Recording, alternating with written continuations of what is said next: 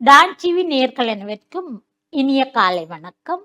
மீண்டும் ஒரு கதைவழி அறமொழியின் ஊடாக உங்களை சந்திப்பதில் மகிழ்ச்சி அடைகின்றேன். நடராசா குடும்பம் மிகவும் அழகானது, அமைதியானது. 2 பிள்ளைகள், மனைவி என மிகவும் சந்தோஷமாக வாழ்ந்து வந்தார்கள். அவர்களுடைய வீட்டிலே மனைவியினுடைய அம்மா, நடராசனுடைய அம்மா, அப்பா என்று சொல்லி பலர் ஒரு கூட்டு குடும்பமாக பலர் அங்கே இருக்கின்றார்கள். இந்த மனைவி இந்திரா காலை முதல் இரவு படுக்கைக்கும் வரை ஓயாது வேலை செய்து கொண்டிருப்பார். உண்மையிலேயே மாமன் மாமியை பராமரிப்பது, தாயை பராமரிப்பது, வயது போனவர்கள் அவர்கள் எல்லோரும். அதைவிட இந்த பாடசாலை செல்கின்ற இந்த 2 பிள்ளைகளை பராமரிக்கின்றது, தந்த கணவனுக்கு பணிபுரிய செய்வது, வீடு வாசல் பார்ப்பது என்று உண்மையிலேயே சரியான அந்த இந்த வேலை பளுவின் மத்தியிலும் அவர் எந்த நேரமும் சிரித்து அனைவரையும் சந்தோஷப்படுத்தி அந்த வீட்டை சுற்றி வந்து கொண்டிருப்பார்.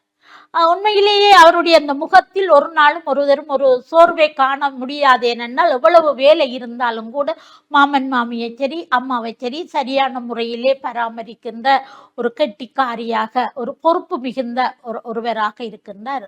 ஒரு நாள் காலை உணவுக்காக பிள்ளைகளும் தந்தையும் சாப்பாட்டு மேசையிலே இருக்கின்றார்கள். இருக்கும்போது அப்போ அவள் சாப்பாட்டை பரிமாறுகின்றார். பரிமாறிய போது அந்த தோசை கொஞ்சம் எரிந்து விட்டது. ஆகவே ஒரு தோசை எல்லாருக்கும் வைத்துவிட்டு அடுத்த தோசை சுட செல்கின்றார். அதுக்கிடையிலே கணவனை கேட்கின்றார், தோசை எப்படி இருக்கின்றது என்று கேட்க, மிகவும் சுவையாக நன்றாக இருக்கின்றது என்று சொல்கின்றார். இவர் போய் அடுத்த தோசை சுடும்போது இந்த மகள் கேட்கின்றாள், ஏன் அப்பா பொய் சொல்கிறீர்கள்? இந்த எரிந்த தோசையை சாப்பிட்டு கொண்டு மிகவும் நன்றாக இருக்கின்றது, சுவையாக இருக்கின்றது என்று சொல்கிறீர்களே என்று சொல்கின்றார். என்று சொல்லும்போது அடுத்த தோசை கொண்டு வரப்படுகின்றது. கொண்டு வந்து பரிமாறுகின்றால் உண்மையிலே அடுத்த தோசை மிகவும் சொப்டா நல்லதாக எரியாமல் இருக்கின்றது. அவை அதை சாப்பிட்டு கொண்டு இவள் மீண்டும் தோசை சுட சென்ற போது தந்தையார் சொல்கின்றார் மகளுக்கு, அம்மா காலமை முதல் இரவு படுக்கைக்கு போகும் வரை ஓயாது வேலை செய்து கொண்டிருக்கின்றார். அவருடைய வேலை பழுவோ என்னவோ தெரியாது, இன்று அவருடைய தோசை சாடியாக எரிந்து விட்டது. நான் அதை எரிந்து விட்டது என்று சொல்லி சொன்னால் அவ எவ்வளவு தூரம் வேதனைப்படுவா. ஆகவே நாங்கள் எங்களுக்காக வேண்டி பாடுபட்டு உழைக்கின்ற ஒருவரை நாங்கள் வேதனைப்படுத்தக்கூடாது என்பதற்காகத்தான் நான் அவ்வாறு சொன்னேன். 2வது தரம் கொண்டு வந்த தோசையை பார்த்தியா எவ்வளவு மென்மையானதாக, எவ்வளவு சுவையானதாக இருக்கின்றது என்று சொல்லி கூறுகின்றார்.